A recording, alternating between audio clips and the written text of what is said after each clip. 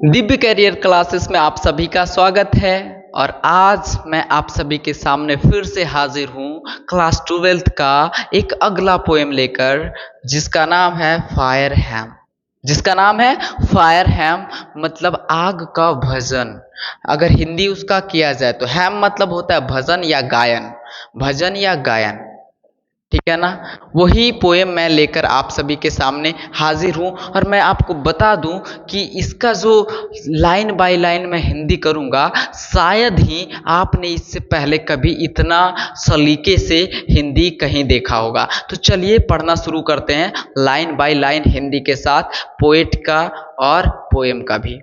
चलिए सबसे पहले जानते हैं Fire Hymn about author. Fire Hymn जो पोएम है, इसके ऑथर का नाम है के.एन. दारूवाला। फायर हैम के लेखक कौन है? के.एन. दारूवाला। मेरे साथ रिपीट करेंगे, कौन लेखक है? के.एन. दारूवाला। फायर हैम के लेखक कौन है? के.एन. दारूवाला। और के.एन. दारूवाला का जन्म कब हुआ था? 1937 ईस्वी में। कब हुआ था? 1937 ईस्वी में। भूलिएगा नहीं, 1937 ईस्वी में। और मैं आपको बता दूं कि फायर हैम जो कविता है उसके लेखक के.एन. दारूवाला है। उनका कहना है ना कि देखिए, मेरा जितना भी कविता होता है, लोगों का जो समाज में जो घटनाएं घटता है, जो हम ग्रामीण क्षेत्रों में चीज़ें होती है, उसी को देखकर मैं क्या करता हूँ, कविता लिखता हूँ। मतलब मेरा जो लैंडस्केप कविता होता है, मतलब परिदृश्य, मतलब कोई घटना को देखा और कविता बना दिया। और के.एन. दारूवाला जो है वो कोई छोटे मोटे कवि नहीं है, ठीक है ना। वो शॉर्ट स्टोरी राइटर भी है। और पता है उनको अवार्ड भी कई ज़्यादा, मतलब कई अवार्ड्स भी मिले हैं। पहला अवार्ड जैसे कि साहित्य अकादमी में अवार्ड भी मिला था, ठीक है ना। कॉमनवेल्थ पोएट्री अवार्ड भी मिला था। तो चलिए जो भी है, हम क्या करते हैं, इनके बारे में, इनका जो जीवनी है उन्हीं से पढ़ के हम समझ सकते हैं कि क्या है नहीं है। तो अबाउट ऑथर के बारे में, ठीक है, लेखक के बारे में मेरे साथ आप बोलते चलिएगा। ऐसा लगे कि ऑफलाइन क्लास में बैठे हैं, चीज़ों को सीखते चलना है, लाइन बाय लाइन चीज़ों को सीखते चलना है। तो देखिए, अबाउट ऑथर मतलब, ऑथर क्या होता है? ऑथर मतलब पोएट, राइटर, या फिर जो भी कह सकते हैं इसको हिंदी में बोलेंगे तो रचनाकार। तो रचनाकार के बारे में जानते हैं, ठीक है ना। K. N.. Daruwalla born 1937। K. N.. Daruwalla जिनका जन्म 1937 ईस्वी में हुआ था, द रेसिपिएंट ऑफ साहित्य अकादमी अवार्ड इन 1984। और वो प्राप्त करता रह चुके हैं साहित्य अकादमी अवार्ड के। कब उनको मिला था साहित्य अकादमी अवार्ड? कब दिया गया था? 1984 ईस्वी में। एंड कॉमनवेल्थ पोएट्री अवार्ड, और उनको कॉमनवेल्थ पोएट्री अवार्ड से भी सम्मानित किया गया था। Is a landscape poet. जैसा कि मैंने बताया, लैंडस्केप मतलब क्या होता है? परिदृश्य। लैंडस्केप मतलब क्या होता है? परिदृश्य। लैंडस्केप मतलब क्या होता है? परिदृश्य। आप ध्यान में रखिएगा, landscape poet of eminence and a well non writer of A short stories. Eminence मतलब क्या होता है? प्रमुखता, विशेषता। उनकी विशेषताएं इसी में है कि वो चीजों को देख कर क्या कर देते हैं, कविता लिख देते हैं, ठीक है ना। And a well non writer of short stories, और वो शॉर्ट स्टोरीज मतलब लघु कथाएं, जो छोटी छोटी कहानियां हैं उसको भी क्या करते हैं, वो लिखने का काम करते हैं। शॉर्ट स्टोरी राइटर भी हैं। His poetry is in his on words. इनकी जितनी भी कविताएं हैं, इनके अपने शब्दों में है। किसी का शब्द वो कॉपी पेस्ट नहीं करते हैं, वो अपना शब्द क्या करते हैं, जो एज इट इज क्या कर देते हैं, लिख देते हैं। अपनी मातृभूमि का शब्दों में क्या करते हैं, चीजों को लिखते हैं। जो शब्द इन्होंने सीखा है उसी में लिख देते हैं, भारी भरकम शब्द का यूज नहीं करते हैं। A totally impressionistic recording of subjective responses. He claims his poem to be rooted in the rural landscape and hence earthly. और इनका कहना है, इनका मानना है, वो लोगों से कहते हैं ना कि he क्लेम्स मतलब क्या करते हैं, क्लेम करना मतलब वो लोगों को क्या करना, मतलब कि वो बताना। His poems to be rooted, उनका जो पोएम जितनी भी है वो क्या होता है, रूटेड है, मतलब जमीन से जुड़ी हुई है। रूरल लैंडस्केप, और किस जमीन से जुड़ी हुई है, रूरल लैंडस्केप, मतलब रूरल कहने का मतलब ग्रामीण क्षेत्रों से जुड़ी हुई है। Hence earthly. और वो जो है जितनी भी कविताएं लिखते हैं, कौन, केकेएन दारूवाला, वो ग्रामीण परिदृश्य के कविताएं को क्या करते हैं, लिखते हैं। आगे पढ़ते हैं। ही सॉन्स sophistication as he thinks that it while adding gloss। देखिए कितना अच्छा बात इन्होंने कहा ही संस। संस मतलब क्या होता है, त्यागना। संस मतलब होता है दूर भागना, उस चीज को क्या करना, परहेज करना। संस मतलब परहेज। ही सन्स सोफेस्टिकेशन। सोफेस्टिकेशन मतलब किसी चीज को किसी चीज में ऐड करना। Sophistication as things that it while are adding gloss. झूठ मूठ का चमक को जो है ना, झूठ मूठ का चमक को ऐड करना कविता में, इनके लिए क्या है, मतलब इस चीज से वो दूर भागते हैं, इस चीज को परहेज करते। क्यों परहेज करते हैं, देखिए ये साफ लिखे हैं, takes away the power of words. Takes away मतलब एक देखिए यहाँ पे फ्रेज है, टेक्स अवे मतलब उड़ा ले जाना, खत्म कर देना। वो क्या करता है, पावर ऑफ वर्स मतलब जो कविता का जो शक्ति है, कविता का जो लय है, उसको छीन लेता है। वो जो ओरिजिनलिटी है वो रह नहीं जाता है ज्यादा ग्लॉस, ज्यादा चमक जोड़ने से। The theme of this poetry are love. इनका जो पोएम है, जितना भी कविताएं हैं, उनका जो थीम है वो लव पोएम लिखते हैं, डेथ पोएम लिखते हैं, डोमिनेशन पोएम लिखते हैं, साइनिज्म लिखते हैं, प्लाइट ऑफ ह्यूमन सोसाइटी लिखते हैं। मतलब देखिए उनका जो कविता का जो सार है वो लव मतलब प्यार से जुड़ी हुई कविताएं भी लिखते हैं, डेथ से भी जुड़ी हुई कविताएं लिखते हैं। डोमिनेशन मतलब उनका जो प्रमुखता है ना, वो जो प्लाइट ऑफ ह्यूमन सोसाइटी कहने का मतलब जो है, प्लाइट ऑफ ह्यूमन सोसाइटी मतलब कि समाज का जो दुर्दशा है उस पे भी कविताएं लिखते हैं। और क्या है, साइनिज्म कहने का मतलब जो होता है, समाज की कुरीतियों पर भी क्या करते हैं, कविताएं लिखते हैं। एंड वायलेंस, और वायलेंस कहने का मतलब क्या होता है, वायलेंस मतलब जो होता है हिंसा, और हिंसा पर भी क्या करते हैं, कविताएं लिखते हैं। ठीक है। He writes with intensity and vigour involve in poetic creation since he had been in police service. कहा जाता है कि जो इनको जो लिखने का जो आदत है, जो लिखने का जो में डीपली इंटरेस्टेड कब से हुए, तभी से डीपली इंटरेस्टेड है पोएट्री लिखने में, जब से ये क्या थे, पुलिस सर्विस में थे। यानी कि जो हमारे केकेएन दारूवाला हैं वो पुलिस सर्विस में हैं। ठीक है ना।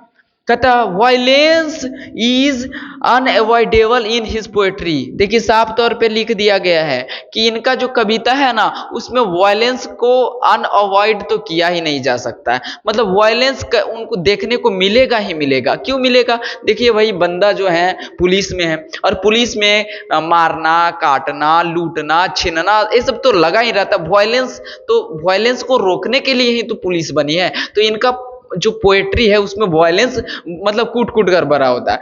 हिज इंपॉर्टेंट कहता volumes of verse includes under Orion.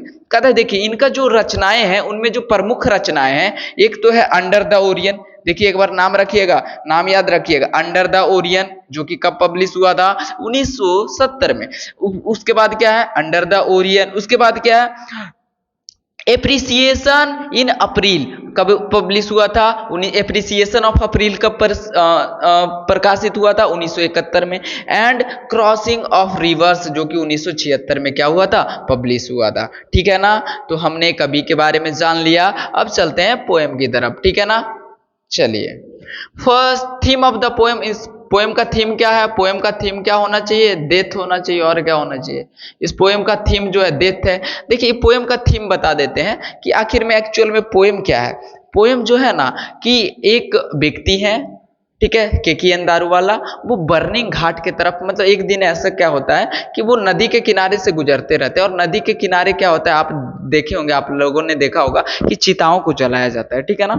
एक घाट बना हुआ था, वहां चिताओं को जलाया जाता है, जिनकी जीवन लीला समाप्त हो जाती है, जिनकी मृत्यु हो जाती है, उनको जलाया जाता है। तो उन्हीं को देख कर, चूंकि पहले ही बोल दिए हैं कि हम लैंडस के पोएट हैं, मतलब जो चीज देखते हैं उसी पे लिखते हैं, तो वो चीज देखे और लिख दिए। तो चलिए क्या लिखे हैं पढ़ लेते हैं ना। द बर्निंग घाट इरप्टेड, बाप रे बाप, इतना भारी शब्द। The burning Ghat erupted, erupted कहने का मतलब जो होता है धधक उठा, बर्निंग घाट मतलब जो चिताओं को जलाने का घाट है वो धधक उठा। किससे? फास्फोरस स्किन्स से, मतलब चमक वाली दृश्य से। फास्फोरस क्या होता है? देखिए, जब हमारी हड्डियां फास्फोरस की बनी होती है, जब जलता है ना तो एक अलग प्रकार का क्या होता है, तितकियां निकलती है, ठीक है ना, तो उसी को कहा जाता है फास्फोरस स्किन्स। तो वो इरप्टेड मतलब बर्निंग घाट जो है वो तितकियों से धधक उठी है, मतलब चारों तरफ क्या हो चुकी है, तितकियां फैल चुकी है। And wandering ghost lights frightened passers by, और मानो ऐसा लग रहा है, क्या मैंने कहा कि तितकियों से बर्निंग घाट धधक उठा। इरप्ट मतलब क्या होना, धधकना, और धधक उठा, और जिससे ऐसा लग रहा है मानो वहां पे भूत पिशाच विचरण कर रहे हैं। यहाँ पे साफ लिखा हुआ है, क्या लिखा हुआ है? वांडरिंग घोस्ट, मतलब भूत पिशाच क्या कर रहे हैं, वांडरिंग मतलब विचरण कर रहे हैं। लाइट्स, और उसकी आग देखकर क्या हो रहा है, फ्राइटेंड पासर्ड बाई, वो जो आग है, जो घाट पे जो आग जल रहा है, वो वहां के जो यात्री हैं, वहां से गुजरने वाले, पासर्स बाई मतलब होता है अजनबी, पासर्स बाई मतलब अजनबी कह सकते हैं या राहगीर कह सकते हैं। तो वहां के राहगीरों को वो जो आग है वो डराने का काम कर रही है। क्या कर रही है? आग डराने का काम कर रही है। As moonlight scuttled among the bones, और मानो ऐसा लग रहा है वो जो जलती हुई दहकती हुई आग है ना, जलती हुई दहकती हुई आग हड्डियों से होकर चंद्रमयी प्रकाश गुजार रही है। मतलब कहने का मतलब है जो जल रही हड्डियां हैं, यहाँ पर क्या लिखा हुआ है, एज मूनलाइट स्कटल्ड मतलब किसी चीज से होकर गुजरना, अमंग द बोन्स मानो ऐसा लग रहा है हड्डियों से होकर चंद्रमयी प्रकाश, चंद्रमा का प्रकाश गुजर रहा हो, ऐसा लग रहा है, ऐसा प्रतीत होता है। Once strolling at dawn past river bank and ghat, एक समय की बात है, एक दिन की बात है, एक बार की बात है, मैं क्या कर रहा था कि गुजर रहा था रिवर बैंक, नदी के किनारे से, एंड घाट, वहीं पे एक घाट था, विसा हमने देखा, एम्बर्स मतलब होता है आग का जो लपेटा होता है ना, उसको एम्बर्स कहा जाता है, तितकियां। Embers losing their cruel redness, आग अपनी क्रूरता क्या कर रहा है, क्रूरता दिखा रहा है। आग क्या दिखा रहा है? क्रूरता दिखा रहा है। To the grey ash that swallows all half cooked limb, और क्रूरता किस पे दिखा रहा है? वो जो चिताओं पे जलता हुआ जो अधपका शरीर है उस पे दिखा रहा है। ग्रे एस, ग्रे मतलब क्या होता है, ग्रे कलर, एस मतलब राख, एस मतलब राख, राख कैसा होता है, ग्रे कलर का होता है, उस पे दिखा रहा है। और वो जो ग्रे एस है वो अपने आप में मतलब क्या कर रहा है, जो अधपका शरीर है, हाफ कुक्ड लिम, लिम्स मतलब क्या होता है, लिम्स मतलब होता है अंग, अधपका अंग को क्या कर रहा है, अपने अंदर खाते जा रहा है, अपने अंदर समेटते जा रहा है। मतलब आपने चिताओं को कभी जलते देखा होगा, तो वो चिंगारी जो होता है, वो जो लपेटे होता है, वो क्या होता है, अपने अंदर क्या करता है, वो जो चिताओं को क्या करते जाता है, खाते जाता है। Bore witness to the fire's depravity, my father said, मैं इसका गवाह हूं, मैंने देखा है। मैं जो खा रहा था आग का जो क्यूरल रेडनेस जो था, वो मतलब कि क्यूरल रेडनेस जो था, आग का जो लालीपन था, क्रूरता जो था, उसका मैं क्या हूं, साक्ष्य हूं, मैं गवाह हूं। मैंने देखा है कि अधपका शरीर को किस तरह से वो क्या कर रहा था, खा रहा था। माई फादर सेड, मेरे पिता ने मुझसे कहा, यू सी, तुम देखो, दोज हाल्फ बॉन्ट फिंगर्स, उन अर्ध जले अंगुलियों को, मतलब कोई चीता जल रहा होगा, उस चीता को दिखाते हुए उनके पिताजी कहते हैं, केकीएन दारूवाला के पिताजी कहते हैं कि देखो उन अधपके अंगुलियों को, देखो अभी पूरा अच्छा से जला नहीं है, तुम उसे देखो। एंड बोन्स स्टब्स, और बोन भी क्या हो चुका, स्टब्स हो गया है, वो भी पूरी तरीके से जला नहीं है, वो भी अधपका ही रह गया है। The fire eight times forgets it's did, और आग का क्या काम है? आग का काम जलाना। और देखो यह आग जो है अपना कर्तव्य, डिड्स मतलब क्या होता है? कर्तव्य। डिड मतलब क्या होता है?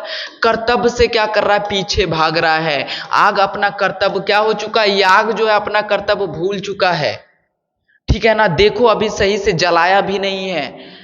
जोरासियन, देखिए यहाँ पे कभी अपने बारे में बोलते हैं, ठीक है ना, कहते हैं ए जोरासियन आई, मतलब मैं एक क्या हूं? जोरासियन हूं। जोरासियन कहने का मतलब क्या? जोरासियन कहने का मतलब मैं क्या हूं? एक जोरासियन। जोरासियन कहने का मतलब मैं एक पारसी हूं। क्या हूं? पारसी। मैं एक पारसी हूं। My child fingers clinched into a little knot of pain. मेरी अंगुलियां उसे देखकर डर के कारण या फिर कहे गुस्से के कारण मेरी सारी अंगुलियां भींच गई। भींचना मतलब उंगलियों को मैंने क्या किया? मतलब मुट्ठी जोर से क्या करना है? ऐसे दबा लेना। मैंने जोर से दबा लिया, और इतना जोर से कि क्या हो गया? मेरे हाथों में दर्द हो गया इतना जोर से। I swear to save fire, और मैंने उसी समय शपथ लिया। क्या लिया? शपथ लिया। किस चीज का शपथ लिया? टू सेव फायर, आग को बचाने का। आग को बचाने का। मेरी अंगुलियां क्या हो गई? जोर से मुट्ठी में बंध गई, जोर से एक दूसरे से क्लिंच हो गई, और मैंने उसी समय शपथ लिया आग को बचाने का। From the scene of forgetfulness, किस चीज से बचाने का? आग को किस चीज से बचाने की बात करते हैं लेखक? जो आग का जो भूलने का अंदाज है ना, बार बार जो भूल जाता है, शरीर को अधपका छोड़ देता है, जलाता नहीं है सही से, उससे, ठीक है ना। आगे पढ़ते हैं। It never forgot and 20 years since, it never forgot, यह भूला नहीं जा सकता है। 20 years since, अभी से 20 साल हो गए, मतलब 20 साल पुरानी बात है, किंतु इस बात को भूला नहीं जा सकता। इसका मतलब कवि के जीवन में कुछ गहरा चीज हुआ होगा, वो कहते हैं इस चीज को भूला नहीं जा सकता है। एज आई कंसाइंड, कंसाइंड मतलब झोंक देना या डाल देना। आई कंसाइंड माई फर्स्ट बॉर्न, मैंने अपने पहले संतान को टू द फ्लेम, आग में डाल दिया, आग में झोंक दिया। The nearest tower of silence was 1000 miles, और मैंने ऐसा क्यों किया? मैंने अपने संतान, जो पहला संतान था, उसे आग में क्यों जलाया? मतलब उनका संतान जो है वो मर चुका था, मतलब उसका जीवन लीला समाप्त हो चुका था, वो मृत्यु को प्राप्त हो चुका था, तो वो जलाने, क्योंकि मैंने पहले ही बता दिया है कि लेखक जो हैं वो क्या है? पारसी हैं। क्या है? पारसी हैं। पारसी हैं। और पारसी धर्म में क्या होता है? हिंदू धर्म में क्या करते हैं? हम अपने डेड बॉडी को क्या करते हैं? मृत शरीर को क्या करते हैं? वो दाह संस्कार करते हैं, मतलब अग्नि में जलाते हैं। क्या करते हैं? अग्नि में जला देते हैं। और जो मुस्लिम लोग हैं, मुस्लिम लोग क्या करता है? कब्र में दफन कर देता है। क्या कर देता है? दफन कर देता है। लेकिन जो पारसी लोग हैं, पारसी लोगों का क्या क्या काम है? पारसी लोग अपने जो शरीर है, अपना जो जो डेड बॉडी होता है उनके मृतकों का, तो उसको क्या करता है? Tower of silence. Tower of silence देखिए यहाँ पे क्या है? एक होता है टावर की तरह इस प्रकार से क्या होता है? इस प्रकार से टावर की तरह बना होता है, और इस पर क्या होता है ना, इस पे क्या होता है? इस पे बॉडी को ले जाकर रख दिया जाता है। इस पे बॉडी को, डेड बॉडी का कपड़ा उपड़ा खोलकर उस पे लिटा दिया जाता है। उसका मानना होता है, पारसी धर्म में लोगों का मानना होता है कि मैंने जीते जी लोगों का बुरा किया, भला किया, किया तो किया ही, लेकिन मेरे मरने के बाद मेरा जो शरीर है वो किसी के भूख मिटाने के काम आए। तो उसको, उसका शरीर को जो क्या करता है? पक्षियां जो होती है, चील हो गया, कौवा हो गया, गिद्ध हो गया, वो नोच नोच कर खाता है और अपनी भूख को मिटाता है। तो वो कह रहे हैं, चूंकि KKN दारूवाला एक जोरासियन है, पारसी है, आप ध्यान में रखिएगा, ठीक है ना। जो जो पीले वर्ड से लिखा हुआ है वो ध्यान में रखिएगा। तो जोरासियन है, पारसी है, तो पारसी धर्म में उनका बेटा जो मरा था उसको क्या करना था? टावर ऑफ साइलेंस पे जलाना, रखना था। लेकिन क्या हुआ कि टावर ऑफ साइलेंस वहां से क्या था? 1000 मील दूर था। कितना मील दूर था? 1000 मील दूर था, जिस वजह से वो वहां जा नहीं सके और अपने बेटे को क्या किया? आग में कॉन्सिल्ड कर दिया, आग में जलाया। The fire have said to me, आग ने मुझसे कहा, यू स्टैंड फॉर गिवन, जाओ तुम्हें माफ किया। आग ने, मैंने जब अपने बेटे को जलाया तो आग ने मुझे कहा, जाओ तुम्हें माफ किया, तुमने अपने बेटे को मतलब कि टावर ऑफ साइलेंस में छोड़ने के बजाय मुझ में जला दिया। चलो ठीक है, जाओ, मैंने तुम्हें इस गलती के लिए, इस अक्षम्य अपराध के लिए मैंने तुम्हें क्या किया, माफ किया। You stand for given, broken, मैं टूट चुका था उस समय। क्या हो चुका था, मैं टूट चुका था। एट रिवेलियस, लेकिन मेरे अंदर का जो गुस्सा था, मेरे अंदर का जो एटीट्यूड था वो नहीं मरा था।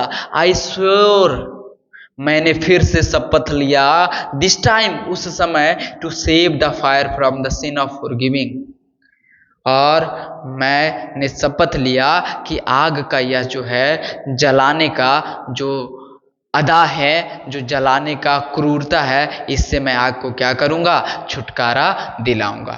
दोस्तों, यदि वीडियो पसंद आया तो चैनल को सब्सक्राइब करें और लाइक करें, और इसमें यदि मेरी वीडियो में मेरे द्वारा पढ़ाई गई चीज़ों में कुछ आपको कमी लगती है तो मुझे ज़रूर बताएं, क्योंकि मैंने अभी पढ़ाना शुरू ही किया है, ठीक है ना। तो मुझे मेरे पास उतना ज़्यादा तो नॉलेज नहीं है जितना कि अन्य सारे शिक्षक हैं, उनकी तुलना में मैं कुछ नहीं हूँ, लेकिन मैं बस एक कोशिश कर रहा हूँ। यदि इस कोशिश में आपको कोई कमी नज़र आती है तो कॉमेंट के ज़रिए बताएं, मैं आपको दिलासा दिलाता हूं, मैं आपकी उम्मीदों पे खरा उतरूंगा, मैं इसमें जरूर सुधार करूंगा। ठीक है, तब तक के लिए टाटा बाय बाय, फिर मिलते हैं अगले पोएम में।